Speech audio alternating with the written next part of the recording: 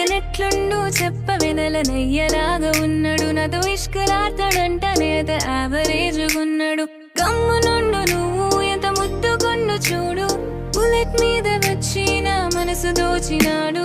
మాయగాడు వీడు నిన్ను మాయ చేసినాడు అర్థం చేసుకోవే నీకు సెట్ గాడు